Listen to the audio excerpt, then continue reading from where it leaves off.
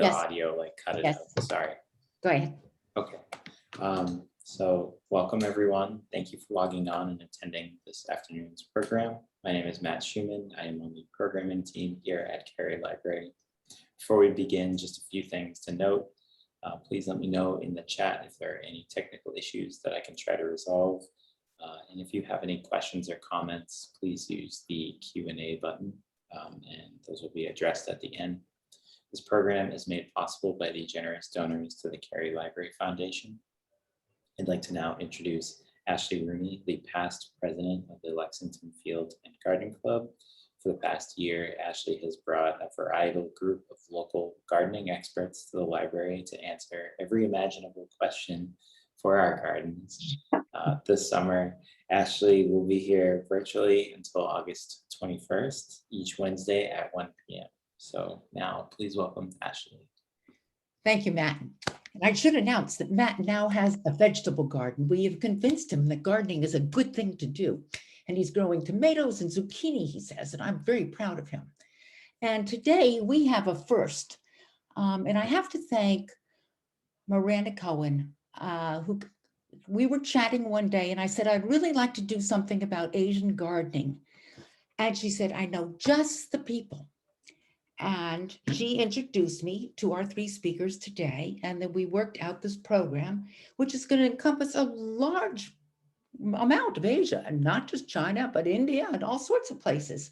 And you will learn what to do with all those vegetables. Yesterday, I was up at Mahoney's and I saw that Mahoney's had all sorts of Chinese vegetables for sale. Now you can figure out if you want to grow them and what you can do with them. So we're going to start with Sirinya, who and then go to Rose and then go to Chetana. And we're going to go bang, bang, bang. And I'll save the questions for the end. I hope you enjoy yourselves. Do write down your questions. You can put them right in the file. Looking forward to it. Take it away, Sirinya. Thank you. Thank you, Ashley. So I'm Sirinya. A little bit about myself. I'm a chemist by training. I'm also an educator and an avid gardener. So I've been gardening for over 10 years. I actually started growing mostly perennials, flowers. And one day I thought to myself, why couldn't I grow vegetables? And, grow your own food, it's always the idea that I'm always contemplating doing. So I grow many types of vegetables in my own backyard, either in raised beds or containers. Let me share a screen with you. I show a picture. This picture right here is my vegetable garden. So you see that I have some in raised beds, Yes. some in containers. Next to it, I actually have cutting flower garden. So I fenced my garden because, as we all know, Lexington has lots of rabbits and other critters that would always try to get into a vegetable garden. I grow most vegetables from seed, and I start indoors in March or April. And then others I would direct sow in the garden in the summertime when the weather is right. And like Rose and Chetna, I use organic practice. So everything is organic. I don't spray. I deal with pests by using, basically, if I see aphids, I will squish them with my hands. I don't spray them with anything. So I'm going to start talking about the vegetables, some of the vegetables that I grow, and then I'm going to hand you over to Rose and Chetna. So my focus would be about vegetables that I use in Thai cuisine. So I'm originally from Thailand, and I cook a lot of Thai food. And because it's difficult to find some of these vegetables in the grocery stores, also they're not organic. So I decided I should grow these myself. Asian greens, definitely a must in my spring garden. So starting, in mid-March, late March, I would sow seeds in the garden. And typically I would grow the vegetables I show here: bok choy, tat choy, Chinese broccoli, or gailan. Do I pronounce that right? Yes. Correctly, Rose? Okay. So yeah, absolutely. And these actually quite easy to grow from seed. Although I have to say, I use roll cover in spring to speed up germination. So roll cover is just hoops and fabric cover that would help trap some heat. So it would raise the temperature inside the cover, as well as preventing insects from eating the vegetables. And starting early May, I can harvest, baby bok choy, and I would thin some and leave some there so they'll grow bigger. And I can harvest up until essentially around mid-June when the heat starts to take off, and these vegetables will start to bolt. Now in the summer, I grow water spinach or kangkong. How do I pronounce that? Rose? So I think water spinach, probably Chinese will call it 水芹. Oh, Maybe it's a Cantonese pronunciation. Ah, Yeah. Yeah, and you can find these in Asian grocery stores, but not all the time. And it's quite easy to grow, but you have to know where to find seeds. So I bought seeds on Etsy, and they have different vendors that will sell these seeds. They have thick skin, so you want to soak seeds in water overnight, right? And you can direct sow in the soil. And the way you would harvest these water spinach, you just cut the, about a foot of the young shoot, and will keep on growing, just like how you might harvest like basil, for example, throughout the summer.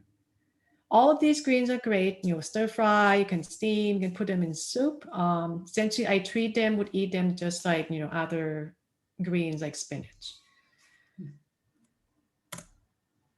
The herbs that I grow many different types of herbs, but Thai basil definitely a must in my garden. And that's because they're so versatile. So there are two types of Thai basils. I want to kind of differentiate them. You probably are most familiar with Thai basil and not Thai holy basil. So Thai basil is actually real easy to grow, and you can grow them indoors. You can grow them in containers. Kind of no fuss. You just keep watering them, adding compost once in a while. They take off really nicely. Thai holy basil, slightly different. If you like going to Thai restaurants, you see some dishes that are called grapao. And grapao means Thai holy basil. It has slightly different fragrance from Thai basil. I would say the Thai basil has stronger fragrance, kind of a clove scented. Thai holy basil is milder. The leaves you can see here a little bit rounder. They can be grown indoors in container. However, I have to warn you that when you grow indoors, they lose their scent, which you might find to be, well, what's the point of growing? Yeah. They love heat. So at some point in the summer, I will transplant them outside and they'll get their scent back. Not a problem. If you want to try growing these from seeds, Thai basil, no problem. Just grow it just like Italian basil or other basil. For Thai holy basil, you need higher temperatures for them to germinate. So I use heat pad to help with germination. And I set the temperature at around 77 degrees Fahrenheit. You can use Thai basil in variety of dishes. If you've had pho noodle soup in Vietnamese restaurants, you would know that's that always a condiment that comes with the pho noodle soup. For Thai, we use basil for curry and any stir-fried dishes. For gapao, you can use that to do basil stir-fried dishes like shrimp basil. And the recipe, I wrote up a recipe that actually will distribute to everybody later. Thai eggplant. So I want to show you Thai eggplant because it's not commonly seen in grocery stores here. We have actually quite a variety of Thai eggplants. They look different from eggplants you see here. But this one in particular, this is a Thai round eggplant. And we use this in curry. So Thai green curry chicken, you've had in Thai restaurants. Authentically, you should use this type of eggplant. Mm. And there are different varieties that you can get. Okay, there's a US hybrid that's called Kermit. So if you look up Kermit eggplant, this is essentially what it would look like.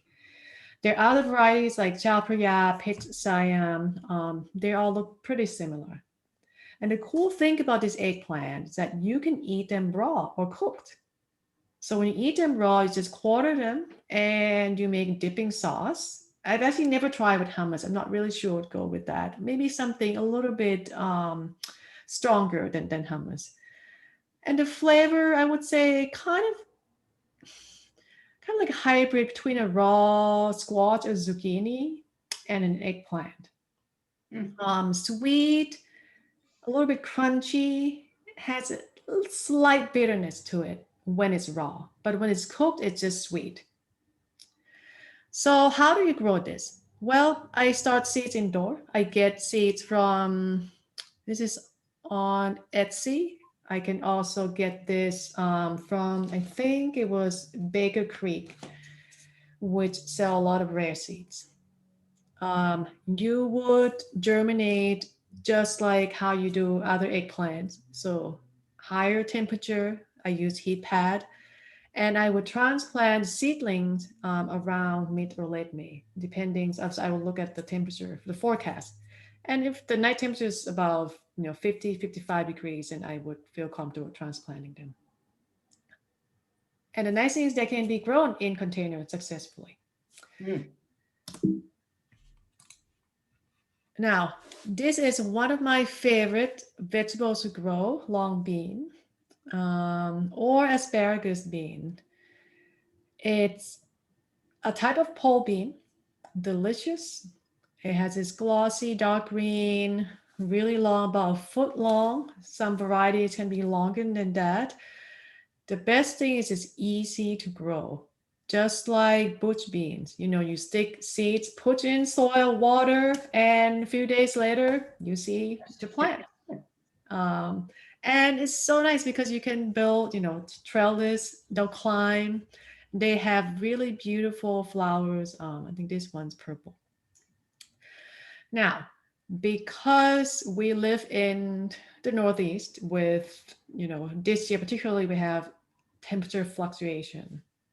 Like last night was 50 degrees, right? I mean, this is almost the end of June. So I recommend a variety called Oriental Wonder. You can get that. I know Botanical Interest sell these seeds, and they seem to handle the temperature fluctuations better than other varieties that I've grown. So this picture right here probably come from about, in one harvest, about 4 or 5 plants. So, they're really prolific, and you don't really have to fertilize or do anything much, just compost at the beginning. I even grew them in containers. This one's actually in a container. And I just have this obelisk that I have left over from growing my rose. I just use them as trellis, and they're pretty happy. And you can harvest them up to the end of September, early October. Wow. Yeah, they're impressive. So how do you eat them? You can eat them raw. You can stir fry them. Basically, I think they're called asparagus bean because you can use them instead of asparagus in essentially any dishes. And Thai restaurant, you see them in some Thai restaurant, they'll put them in papaya salad, so they'll be eaten raw, or in any stir-fried dishes. You can also add them to curry. They're very, very versatile. And this is, high on my list for if anybody interested in growing and love growing beans to try. So let me end with this picture. So I grow other types of vegetables as well. They're not native to Asia, but they're widely used in Thai and Asian cuisines. We use a lot of tomatoes, and actually tomato is another favorite vegetable to grow. And I feel like it's It's a mix of science and art to grow, tomatoes and try to produce the amount that you want. There are always problems with tomatoes, but I love growing them. I grow them at least 10 varieties each year, especially the heirloom tomatoes. I think they're just beautiful, and they taste way better than tomatoes that you get in the grocery stores. I grow carrots. I love growing carrots, and mostly because my kids love growing carrots and pulling carrots from the ground. Um, and other types of vegetables like green onion, celeries. Actually, these celeries were grown from kitchen scraps. So I bought celeries from grocery store. I cut the stem, the bottom, and I root them in water.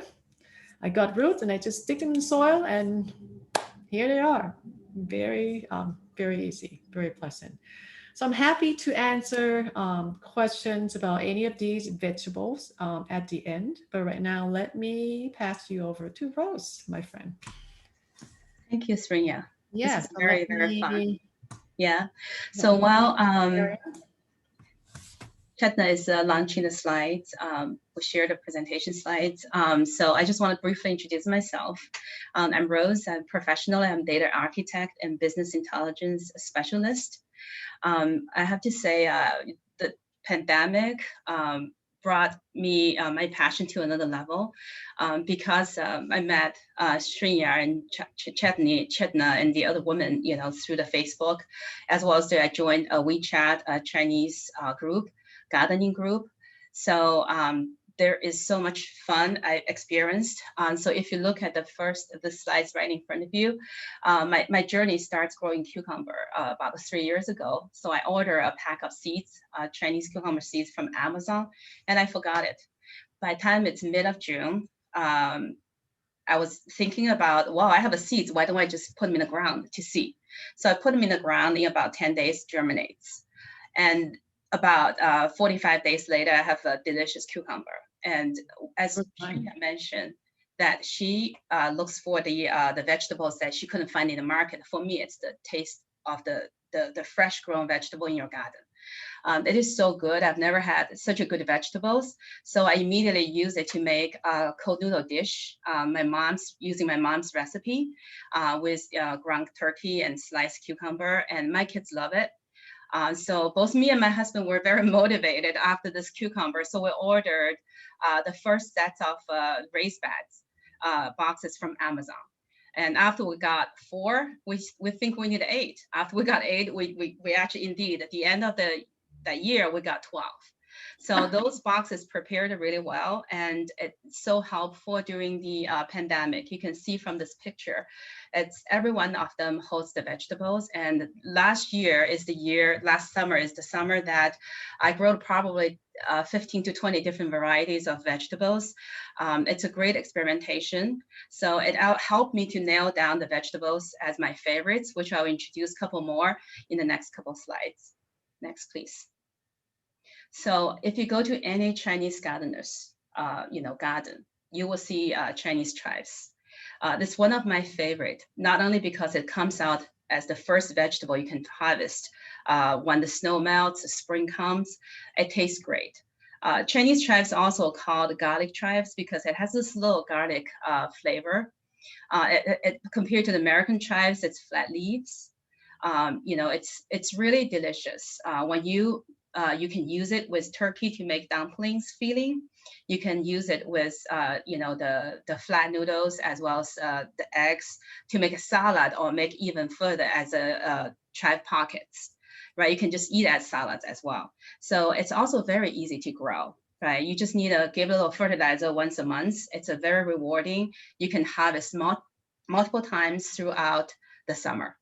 So it's a vegetable I highly recommend. You're welcome to take a divide from any Chinese gardeners and from me. I think you would enjoy it tremendously. Next, please. This is a surprise vegetable. I got this 2 seedlings, Magda zucchini seedlings, from one of my friends, and she got from Lex Farm. I'm not a zucchini fan. I'm picky on vegetables, but I would love a try because it was just a trying period last summer. So I put these zucchini plants into the ground, and what a surprise. Both of them, I have two, so they made a cross pollination, and then I can see it's very productive. So when I harvest the first batch, it tastes great. I've never had a zucchini taste this delicious. They really have the taste of combination of cucumbers and the zucchinis. And also notice a fun fact is that they come out as double. So first I didn't know, I harvest one, the big one, and the smaller one will stop growing or growing really slow. So once I observe that, I wait both of them to the size, the mature, then harvest them same time. So when I cook it, I just really want to preserve its taste. So I just put a little light salt, a dash of sugar, and a scallion. And then, put this cubes in and stir fry it. It comes out great. My kids love it. And this is Magda zucchini is a must plant for me every year. So I plant again this year. Next slide, please. So bitter melon is a plant I would never think I would love in my life. So I grew up in Shanghai. In the Shanghai diet, it's focused on the red simmer. So it has sugar, it has soy sauce with a balanced flavor. So anything bitter is not in Shanghai diet. Okay, the taste, the cooking. So I married a husband who grew up in Hawaii, but he's originally from Canton, his family. So this bitter melon is a very popular vegetable, actually melon that grow in the South Asia, in the warm places. My mother-in-law won my heart, through making this bitter melon flank steak, which I have the recipe later, will send to everyone if you're interested. So it balanced bitter melon with flank steak, with black bean sauce, with soy sauce, oil sauce. It's not hard to cook. But it really tastes great because I love the steak. This is one of the best steak flavor I ever tasted. And when you put a bitter melon with a little salt to blanch it, the bitterness goes away a little bit. Here, I want to share one picture that from my friend Miranda Cohen. She is very brave to grow bitter melons through the seedling at Lex Farm. And she's quite successful. It's easy to grow, which says also. She also used the recipe I gave her to make the flank steak with bitter melon. So if you're interested, you can grow definitely this bitter melon in your garden, right? So if you're really adventurous, you want to actually start seedling, you harvest one bitter melon, or you just scoop the seeds out of a ripe bitter melon. And at the spring, mid of March, what you do is you soak the seeds in the water for 24 hours. And after that, the seeds get soft. You use a nail clipper to clip at the tip of the bitter melon a little bit. So it just helps the germination. Right. So on the left, in a pot of 3 bitter melon seedlings is coming from the seeds of bitter melon that I harvested. Bitter melon also has 2 varieties. We call it Jade bitter melon, which is the light green, and in the picture is green bitter melon. And obviously, you can see, the Asia, people love this dish. I'm very surprised to find actually there are many recipes about bitter melon. For example, you can see on the bottom right, it's a South India palya that Chetana cooked. So here I finished my presentation. I'd love to pass it to my friend Chetana. Yeah, thank you, Rose. So my name is Chetana Keltcher. I'm actually a computer engineer by profession. Um, and I got back to vegetable gardening last year due to COVID. I used to grow vegetables back in California, and then I started them once we moved here. But COVID really piqued my interest in gardening. And once I joined this Facebook group, I met Sirinya and Rose, and they are so generous in sharing their expertise. And it just made gardening such a wonderful experience for me. And Miranda was another person we met through the gardening group. And one day she brought over 2 beautiful bitter melons. And that's where I cooked this palya that Rose talked about. And I made it with my aunt's recipe. And even her, I took some over to Miranda, and even her 5-year-old ate some, she said. So that was nice. So what I'll do next is I'll follow one bitter vegetable with another bitter one, but it's not as bitter. This one is less bitter. And Indians love this one. It's kind of an acquired taste. It's fenugreek leaves, or we call it methi. It's actually very easy to grow indoors and out. I normally don't grow all of my vegetables from seeds. Maybe I'll learn more from Sirinya and Rose and do more of that. But definitely, fenugreek is one that I would recommend um, buying, growing from seeds. Um, I get a very large packet of seeds for just a couple of dollars from the Indian store. It can be used for cooking, but then it just as easily grows into these greens. And this was my harvest from last fall.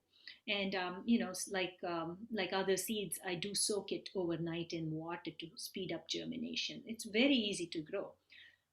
So for Christmas, my husband bought an aero garden, and I decided to use its grow lights to grow fenugreek indoors. So right around New Year's, um, I start is when we started this. So I put a lot of these takeout containers, and I just filled them with regular potting soil, and then planted the seeds in them. And like by about January 7th, I had really nice looking sprouts, and then I had a very nice harvest like just 5 weeks later. And the aero garden itself came with other pods that are pre-sown with seeds, and I was so excited to have dill in that. So dill is another one I would recommend growing from seed, because we Indians use it a lot. It's kind of used, in making other stir fries or palyas and in rice dishes. Um, Let me show you a rice dish, but I'll show that to you in the next slide when I talk about capsicum or green pepper. Right. This was a seedling I bought from Wagon Wheel. I normally look for organic seedlings if I do buy them. This plant here had produced so much that it bent over, and I had to stake it, and I had to support the bottom with some rocks. So the capsicum and the fenugreek go really well in a dish called chitrana, which translates to picture rice, and it's actually really colorful. Um, and I can also use dill in place of fenugreek to make this dish. I grow cucumber and tomatoes in my garden, so I make a side dish called raita, which is made from yogurt, and so it's a really nice side dish that goes with the rice dish. And sometimes I also have a side dish of dal, and I found that if I put dill in my dal, if I just stir fry some dill and put it in my dal, it just takes it to the next level. So I can make a whole meal just from vegetables in my from my garden with all this, right? I was taking these pictures, and I noticed that, okay, let me just talk about my companion plants, right? Because like Sirinya talked about pests and such, right? So tomatoes get attacked by worms, for example. But I generally tend to plant a lot of marigolds in my vegetable garden that tends to keep a lot of these pests away from the vegetables. It's also really beautiful and colorful, right? And this year I was at McHugh's, and someone told me about, and a lady there suggested I buy Borage, and she said it has pretty blue flowers, and that kind of sold me on it. So both Borage and marigolds are good companion plants, although someone did say that Borage multiplies quite a bit, but I don't mind that because it's so pretty, and I do want it to go through my garden. But if you have a smaller area, you may have to be a little more cognizant of what might spread more than you would like it to. Right? Mm.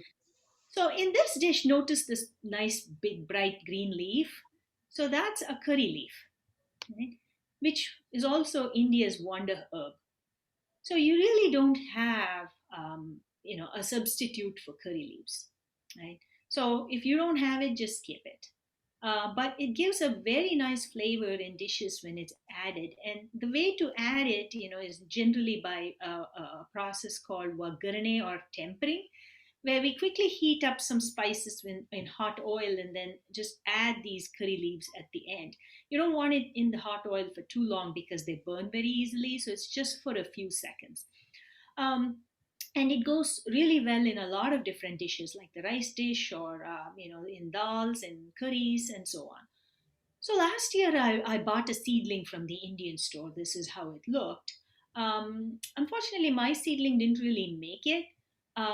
But I wanted to show you how, Tarshi Jacob sent me a picture of, she's also from Lexington, another one of our gardening friends from the same Facebook group.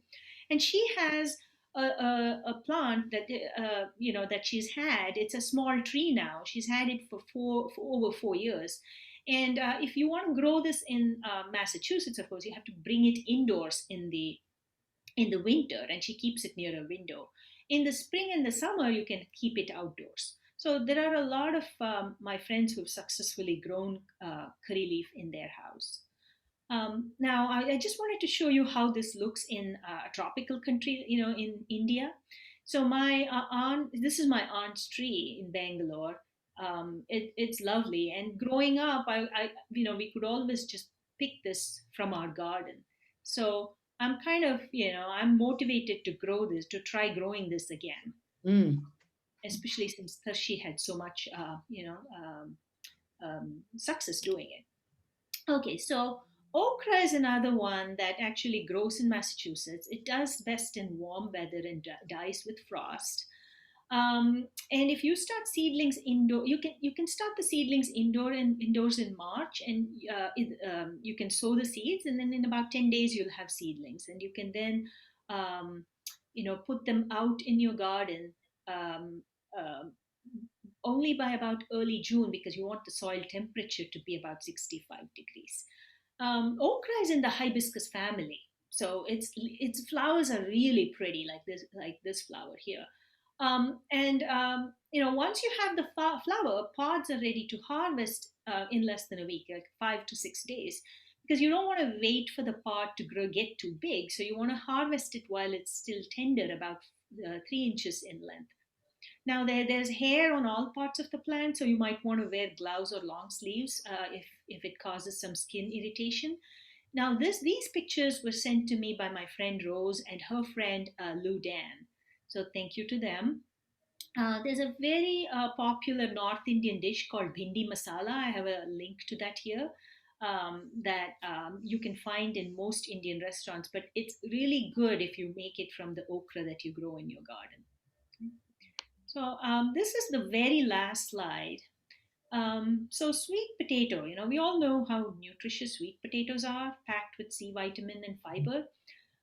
Recent research actually found that it originated in Asia, not America. So we didn't really know that. We just like sweet potato. We didn't really know that when my son decided to pick up an 8 pack of seedlings from Wagon Wheel.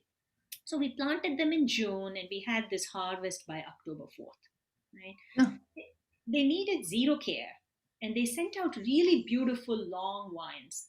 And they can be added to, even the leaves can be added to, like, they can be had raw or sauteed, boiled, juiced.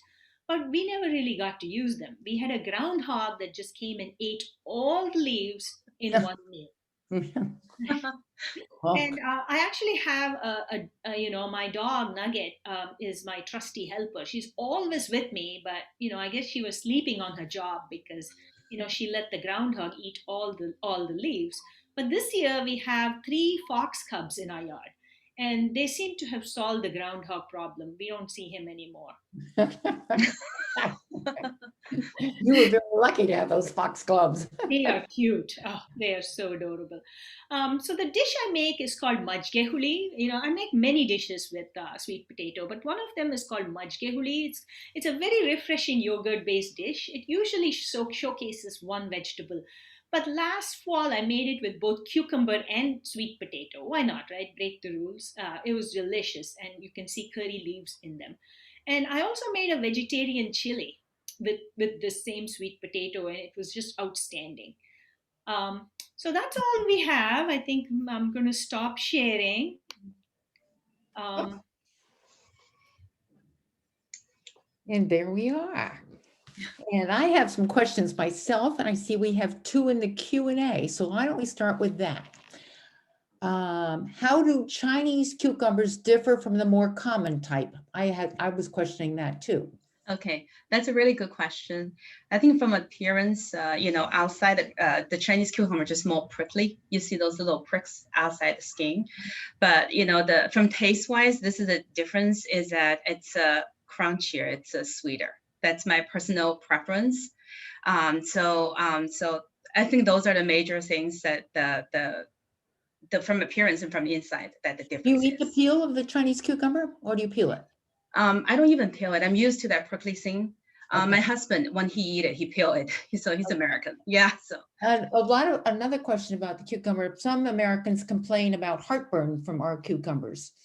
What about this one? this one, I don't feel any heartburn. Okay. Yeah, we ate them every day. Like summer, they're so productive. And I also grow American cucumbers. So I have, 2 plants for Chinese, 2 plants for American. So you can actually taste the difference, but both cucumber are very delicious. My favorite American one is the Boston Home pickle cucumber. Right. Okay. Yeah. We're not going to go look for that Chinese cucumber. That's for sure. We have it in Lex Farm, actually. We have the seedling in Lex Farm. Okay. Yeah, it's our Shuyu cucumber. Yeah. Okay. How do you control the bitterness from okra in your cooking? So that would be for me, right? So I've actually not had that problem, but let me tell you all the tips I learned from my mom about cooking okra. So the first thing is you need to have small fresh pods. I find that if you buy them in the Indian store, um, you don't always get fresh ones. So if you squeeze the okra and you can kind of tell that if the okra is old or if it's not not a small one, because once like I said, if you let it sit on the plant for too long, it is going to get hard and more bitter. So that could be one problem. Right? So the other one is you do want to make sure you have, like when you're frying, you want to make sure you have the oil is quite hot. You also, if you're baking in the oven, you want to make sure that there is enough space so it spreads out on your cooking sheet. If you put them too close together, it can get slimy. Oh, Yeah. that's what those of us who know the South and our Southern okra, Yeah. they remember the slimy and the drool. Oh, from you okra. like this? Yeah. I Yeah. make another dish that where I don't fry it and it is slimy, and I like the slime too. Okay. Yeah. You like the slime. Okay, not everybody does. Let me see. Let me do one of my questions and we cover each one. Those string beans, they looked fantastic, Sirinya. They looked so good. But are they as good as American? Can I use those as a substitute for American? It seems to me I get that much yield and they're that long. I would have a meal for all week with that kind of bush that you picked there. Yeah, so it's hard for me to say because I have not grown, common pole beans. You must have had them in a restaurant. Yes. Now, I think they taste different, slightly different. I would say these long beans are sweeter Oh, and the skin's more glossy. oh, Definitely give it a try. You know what? I'm gonna bring some over this summer. that would be great. I should definitely go try it. And I the think people they are you can probably sweeter. buy them at the farmer's market. I bet they have some. Mm. They used to have it up, but I would love to try them. They have purple kinds too. So Even prettier. yeah. So yeah, I Okay. also grow the long bean this year. It's very popular in Chinese cooking. Yeah, Oh. actually, we also pickle them. Ah, I'm not sure whether Thailand. Oh, okay. Yeah. I'm There's curious. there was a relevant question that just came up of, do they taste like haricot vert? Not at all. Different. yeah, okay. It's it's difficult for me to describe. It's difficult to describe taste. I mean, that's a hard thing. Right. I would say it's a bit more meaty and it's sweeter. Now, when you pick these, so one thing I didn't mention, and I'm so glad you asked, you want to pick them at the right time. They still have to be firm.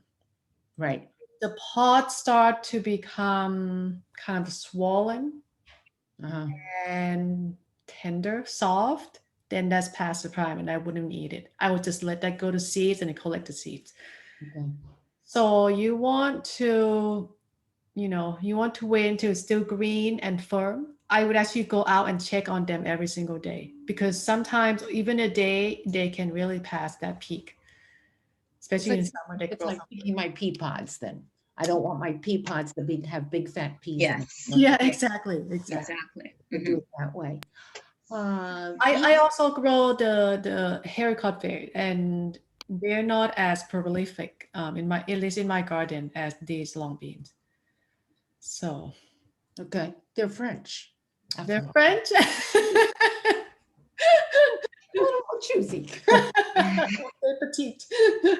Petite.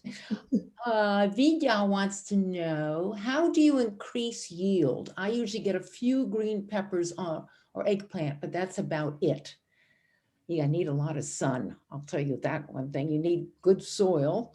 Anybody else wants to add here? Yeah, Yeah. like compost, right? Do we Good add? compost.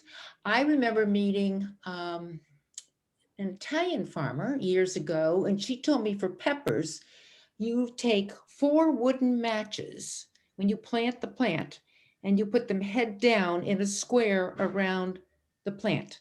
And that keeps away all the bugs and the worms from them. We did it for years and had lovely peppers. I thought if it was just a myth, I still like the myth. I thought it was a good myth, if nothing else. I'll try. It's like putting those marigolds around the tomatoes. Sometimes Yeah. it works wonders. And the last year, the rabbits ate all my marigolds. Yeah. Oh, We had drought last year. I think rabbit just like I'll eat anything I can find. Yeah, they were starving last year. Yeah. Vidya, do you grow those peppers and eggplants in containers or in ground or raised beds? How did you grow them? Am I allowed to ask? Dill? Yeah, you're allowed to ask. I don't know if he's still there. I can unmute, or I can, oh, they just said in the chat in container. In containers. He grew them in containers. Containers. Containers. I feel like it's a different animal. In raised beds, they mean. In Sorry. raised bed. Yeah. Just corrected. Containers definitely need more soil enrichment than in ground or raised beds, and that's because the nutrients get washed out regularly. So if you buy seedlings, I would, when you transplant them in your container, you want to mix a good amount of fertilizers. And what I use organic fertilizers. I actually use tomato tone for peppers and eggplant, and I got good results. Okay. Containers tend to need more fertilizers, throughout the season. He says thanks. You're welcome. Okay. There's another question in yes. the chat there, Ashley, for Chetana. Oh, I'm on the Q&A. Let me do that one first. What greens would you recommend for fall harvest? Same thing I grew in the spring. For me. Yeah. Yeah, and in fact, fenugreek, that I spoke of, it tolerates cool weather really well. So I actually grew it well into November and in like through Thanksgiving. Can you eat fenugreek straight? No, I saute it before eating it. You saute and then mix it with other things, right? I do.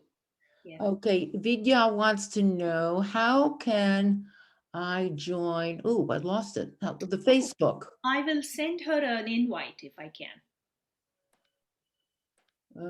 I don't know that we have her email. Yeah. Matt, could you give both Facebooks on your survey? Yeah, if you give me the link, Yeah. I'll be able to send that out. So if you send Matt the link, and I'll send him the link for the Lexington Field Garden Club, he'll get that. yeah. The other thing is you can actually in the Facebook and Google, our group is Gardening at Lexington MA. You will find that Facebook group and just submit a join, and you will join the group as well. Oh, he says, great, thanks. Chetana, here's another question in the chat. For curry leaves in the winter, how will it survive? My house doesn't get sun inside. Oh, maybe that's grow lights. Um, Yeah. yeah, like I think Sirinya has a better setup of grow lights than I do. I only This was my first winter with the Aero Garden grow lights that I was smooching off of, right? In a way. Um, do you have any other suggestions, Sirinya or Rose? Grow lights would be the way I'd go. Yeah, that's Yeah, cool. without sun is tough. It's a bit of a challenge because it depends on how tall your curry plant is. Hmm. Unless you find I'm babysitting someone's kiwi plant for the summer. 'Cause they go away. And I feel very lucky. So I get all these little kiwis and things. You find somebody in a house with sun who would be willing to take care of your curry plant and maybe get a few curry leaves in payment. It makes for better friends. I don't grow curry plant, but my friends would tell me that if you bring them indoors to overwinter, oftentimes they drop the leaves and just kind of go dormant. Hmm. And then you bring them outside again in spring and they'll come back. So Well, that makes sense because that's what I do with a lot of other plants. You can do that with geraniums. I put them in the basement, they drop their leaves, and then I bring them out. you can also do that with peppers. Yeah, that would be nice. Yeah. I have two other questions here. My questions. The Chinese chives. Rose, you fascinated me. But do those spread? American chives, I keep in a pot because they are very invasive and I do Yeah. not want them through my garden. What about Chinese chives? I really cannot. I hope they're invasive. I love them. They're not that invasive. They're well spread. That's why it's so easy to get a cut from your friends. They will offer you. They will divide. In the fall, and you can take a chunk. Yes, they do spread, but they're not as aggressive as like lily of the valley. That kind of spread. Right. Okay. Yeah. Yes, I would love a chunk if you were really offering that. Absolutely, Ashley. Please. And the Magda zucchini, is that still at Lex Farm? Is that where people? Yes, I got this year from Lex Farm again. So they're in the Lex Farm. I'm not sure they still have it right now.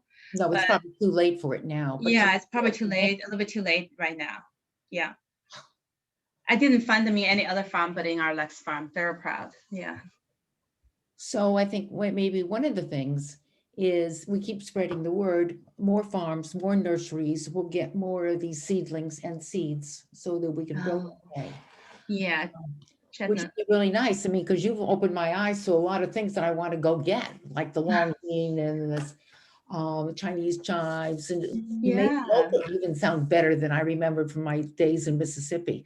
So this sounds great. We can grow a lot here. Just want to add that I found Magda zucchini seeds at Johnny's. Johnny's. So Johnny seeds. Oh, the seeds, right? Okay. Have it. They were very weird this year. I found them. I had a whole order to them and they wouldn't take the order. And now they're on top of me. Please don't tell us.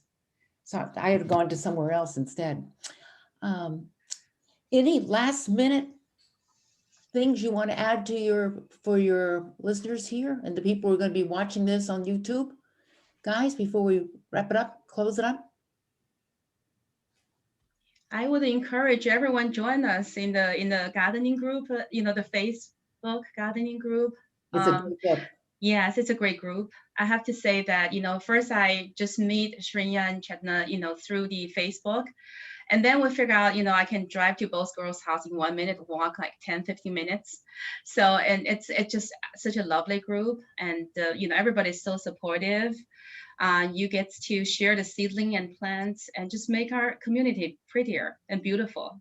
And it's really wonderful. I think you're right. I love the way that Sirinya went to look at my friend Jessie's garden. And Jessie came and told me, she said, I'm a wonderful woman. And I said, she was just Yes, exactly. Well, I love visiting people's garden. That's how I learn and how I get inspired. So you will have to come back. We will have that social. And I thank you all for the time. Those slides were phenomenal. You really should show them around.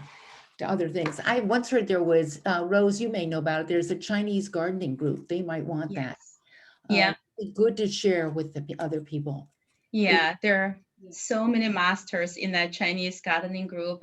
We use WeChat. If you don't mind the translation, feel free to join us. There's so much fun as well. Yes. But I'll put in a push, Lexington Field and Gardening Club would love to have you come and explain all this to them. And they are the oldest gardening club in the nation.